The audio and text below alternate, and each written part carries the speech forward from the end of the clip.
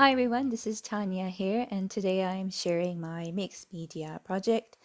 Today I am going to be creating this mixed media art journal page using supplies you might already have in your stash.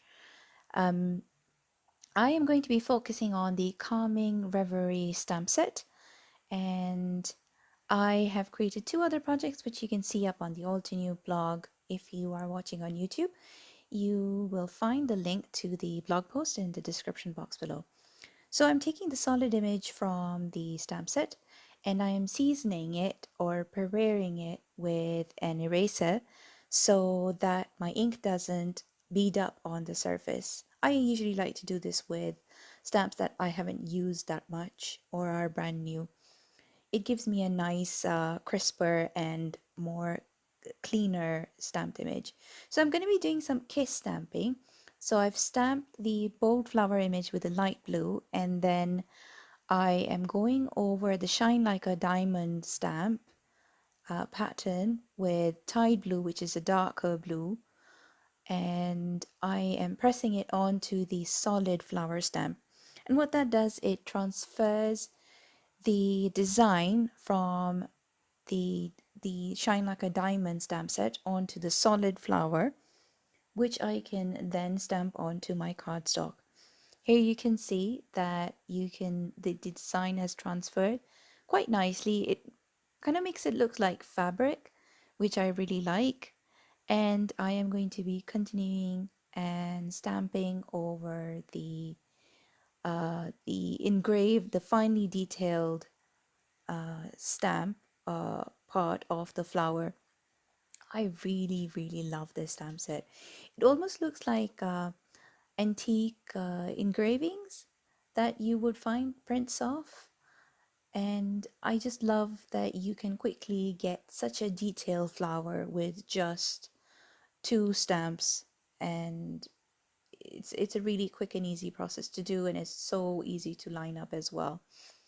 And I am stamping the rest of the flower center, and I wanted to have two of the leaves on either side of my flower. I thought a little bit ahead about what I wanted my layout to be. So I stamped out my leaves from the same Calming Reverie set, and I am sort of laying it out just to decide where I want everything. So I wanted to do some really minimalistic style mixed media, get that grungy kind of inky kind of background. So I inked up my stamp, and as you saw, I went over the edges with a cloth so that I didn't get any harsh edges.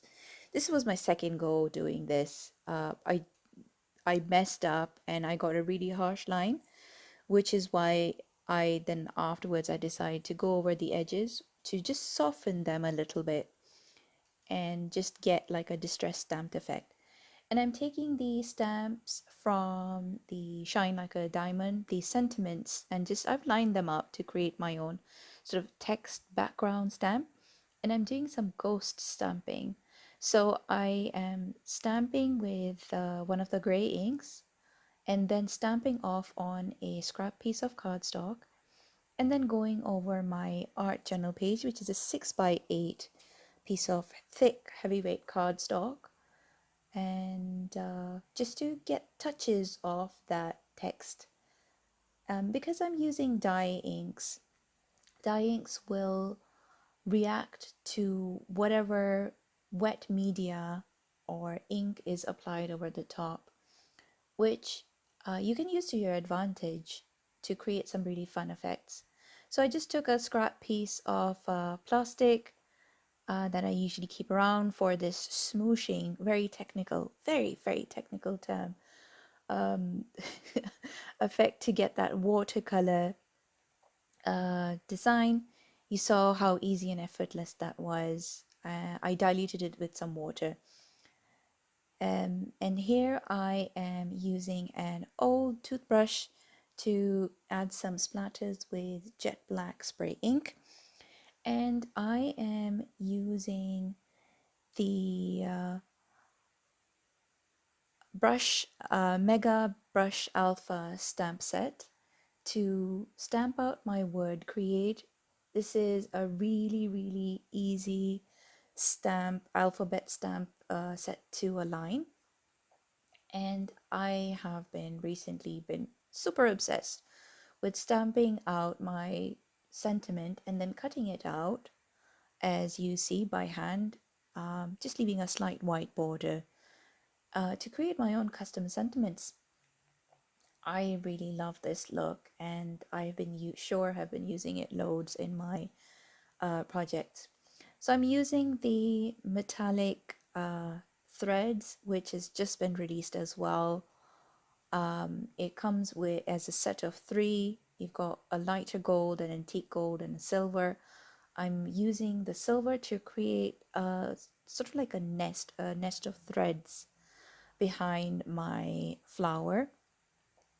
And you'll see me sort of fiddling around, or faffing around as they say over here in the UK, with the thread, just so that it lays where there's empty spaces, so that it gives it a little more visual interest.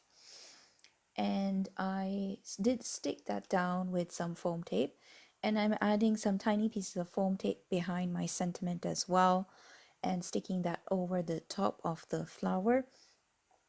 In hindsight, I could have stamped the create with a black, but I ended up liking that really soft look of it turned out quite monochromatic, which is unusual for me. And I'm using these butterfly acetate die cuts, which come as a very nice selection. Butterflies and die cuts in a really nice selection. The colors went really well with my layout, so I decided to use those. And I'm using the Sequins from Altenew as well. These were released last month in white satin, and I am just finishing off the art journal page there. And here is a closer look at the art journal page. I hope that you enjoyed the video, and please do leave a comment if you enjoyed this. And hopefully I'll see you guys in a few weeks in my next video tutorial. Take care and bye!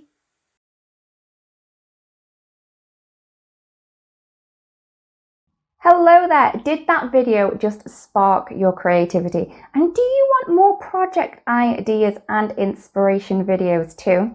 Well, if you do, please make sure that you subscribe to the Altenew YouTube channel. Also, make sure that you do click that notification bell so you don't miss a video. Thanks so much for watching. Bye bye!